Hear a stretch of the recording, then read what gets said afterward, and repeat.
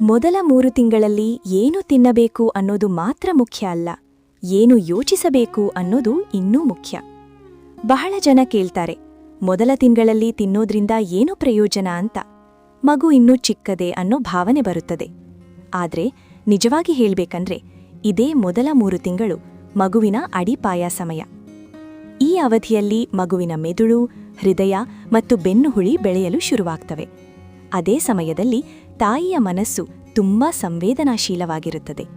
ವಾಂತಿ, ಅಸಹಜ ಭಾವನೆ, ಭಯ ಮತ್ತು ಗೊಂದಲ ಇವೆಲ್ಲವೂ ಸಹಜ. ಆದರೆ ಇವನ್ನು ಶಾಂತವಾಗಿ ಎದುರಿಸುವುದೇ ಗರ್ಭಸಂಸ್ಕಾರದ ಮೊದಲ ಹಂತ. ಮೊದಲ ಟ್ರೈಮೆಸ್ಟರ್ನಲ್ಲಿ ಆಹಾರ ತುಂಬಾ ಸರಳವಾಗಿರಬೇಕು. ಜಾಸ್ತಿ ಭಾರಿಯಾದ ಆಹಾರ ಬೇಡ, ಸುಲಭವಾಗಿ ಜೀರ್ಣವಾಗುವ ಆಹಾರ ಸಾಕು. ಅಕ್ಕಿ, ಮೃದುವಾದ ರೊಟ್ಟಿ, ಬೇಳೆ, ತರಕಾರಿ, ಮೊಸರು ಅಥವಾ ಮಜ್ಜಿಗೆ, ಹಣ್ಣುಗಳು ಮತ್ತು ತೆಂಗಿನ ನೀರು ಉಪಯುಕ್ತ. ಇಲ್ಲಿ ಎಷ್ಟು ತಿನ್ನುತ್ತೇವೆ ಅನ್ನೋದಕ್ಕಿಂತ ಏನು ತಿನ್ನುತ್ತೇವೆ ಅನ್ನೋದು ಮುಖ್ಯ. ಈ ಸಮಯದಲ್ಲಿ ಹಲವರಿಗೆ ವಾಂತಿ ಮತ್ತು ಅಸಹಜತೆ ಇರುತ್ತದೆ. ಅಷ್ಟು ಆಗಿದ್ದರೆ ಬಲವಂತವಾಗಿ ತಿನ್ನಬೇಡಿ. ಸ್ವಲ್ಪ ಸ್ವಲ್ಪವಾಗಿ ಆಗಾಗ ತಿನ್ನುವುದು ಉತ್ತಮ. ಖಾಲಿ ಹೊಟ್ಟೆ ಇರೋದನ್ನು ತಪ್ಪಿಸಬೇಕು. ಹಸಿವು ಬಂದಾಗ ತಿನ್ನಬೇಕು. ಅತಿಯಾಗಿ ತಿನ್ನುವುದು ಬೇಡ. ಮೊದಲ ಟ್ರೈಮೆಸ್ಟರ್ನಲ್ಲಿ ತಪ್ಪಿಸಿಕೊಳ್ಳಬೇಕಾದ ಕೆಲವು ಸಾಮಾನ್ಯ ತಪ್ಪುಗಳಿವೆ. ಹೊರಗಿನ ಆಹಾರ ಜಾಸ್ತಿ ತಿನ್ನುವುದು ಒಳ್ಳೆಯದಲ್ಲ. ಖಾರದ ತಿಂಡಿಗಳು ಮತ್ತು ಜಾಸ್ತಿ ಕಾಫಿ ಕುಡಿಯುವುದರಿಂದ ಒತ್ತಡ ಹೆಚ್ಚಬಹುದು.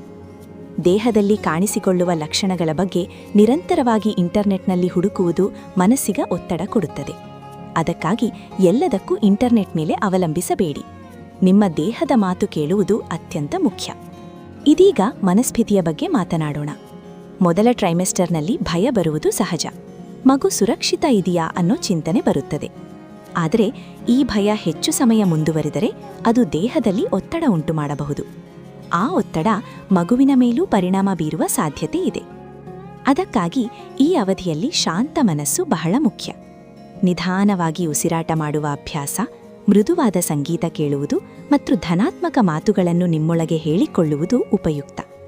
ನಾನು ಸುರಕ್ಷಿತ, ನನ್ನ ಮಗು ಸುರಕ್ಷಿತ, ನನ್ನ ದೇಹಕ್ಕೆ ಏನು ಮಾಡಬೇಕು ಅನ್ನೋದು ಗೊತ್ತಿದೆ.